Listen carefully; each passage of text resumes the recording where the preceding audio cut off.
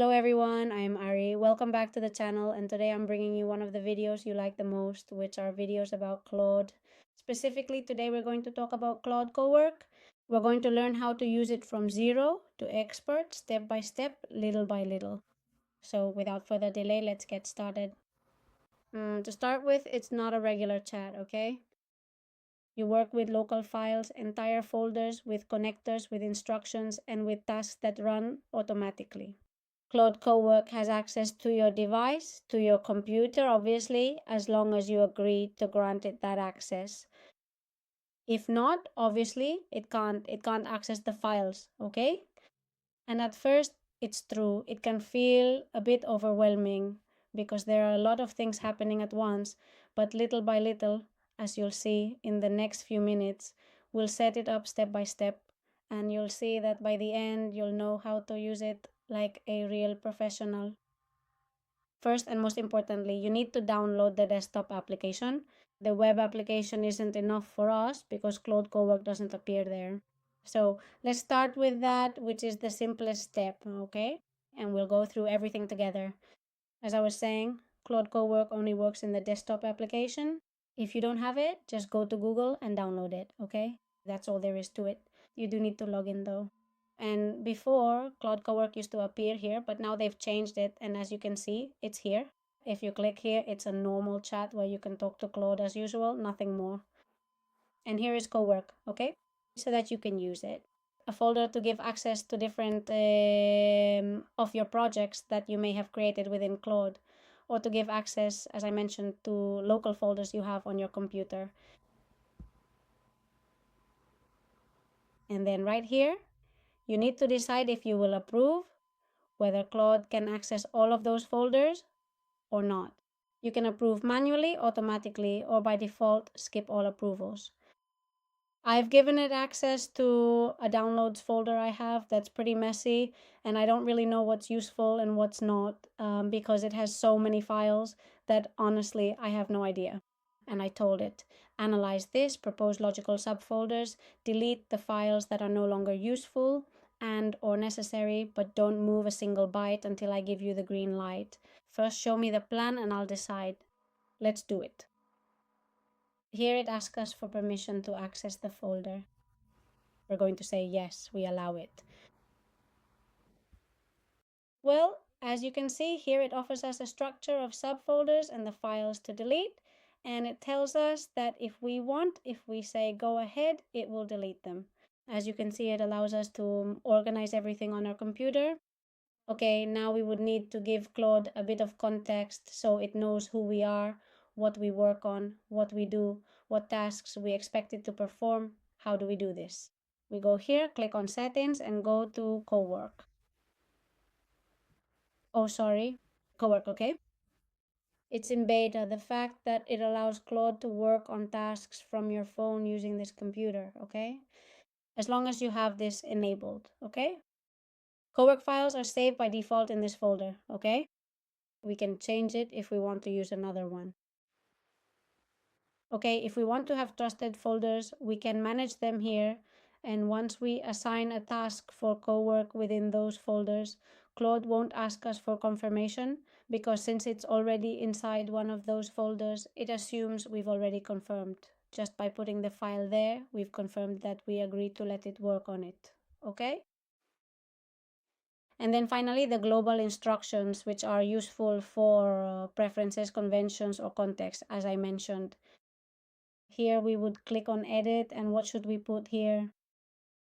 Well, basically it's like a manual for a new employee. We should tell it who you are, what our tone is. So for example, if we wanted to speak to us in Spanish, in what tone we wanted to speak to us, what would be the golden rule for security? For example, it's forbidden to move, delete, rename, send, or publish anything without explicit confirmation, okay? You can also put this here so that it always keeps it in mind. You write it once. Second, within the folders we create, we're going to add a subfolder called My Context with 3 files. The profile, our project, where our projects and our audience will go, the writing to have a style guide, and the memory, which will basically serve as a record of decisions and next steps. Okay. This way, we never have to keep starting from scratch. Instead, Cowork already starts from a previous base of all the work we've done before. Okay. All of this is great. We've seen a bit about what tasks it does and how it does them, but how does Claude Cowork actually work? We give it a task, and the process is always the same. The first thing it does is analyze and create a plan. If the plan is complex, what it does is divide it into subtasks. Then it executes the code and commands in an isolated environment. If it makes sense, it launches several subagents in parallel. That is, each of the subagents will carry out a task separately, but at the same time as each other, okay? And finally, it delivers the finished result to us, ready to preview and download. We can constantly see what it does and why. You can step in midway through a task, you can step in to correct its course, or you can simply let it continue if you see that it's working as it should. Another thing that really helps us with Claude Cowork is that it reads from and writes directly to the folders we connect to it. There's no need to upload files to it or download absolutely anything or drag anything into the chat. Simply anything we put into those folders, we can tell Cloud Code to do whatever we consider necessary with them. We just give it the instruction and Claude Cowork does it. Here, for example, if you enter this command, it asks you what type of business you have and you can specify what kind of task you perform. Depending on what you tell it, it will also suggest adding different skills. So you can see what I was talking about. If you click here, you can either record a skill or add different skills, explore more skills, or manage skills. With the skill creator, what you can do is create custom skills. So you just click here, explain the skill you needed to learn, and Cloud will directly integrate it as a new skill. Then there are the connectors, which we talked about earlier, and depending on what you use more or less, you can activate them as needed. And then there are the plugins, for example, small business, right? Here it gives you a whole list of tasks to use if you have, well, a small business. Then regarding viewing PDFs, right? Signing them, viewing them, filling them out, whatever you need.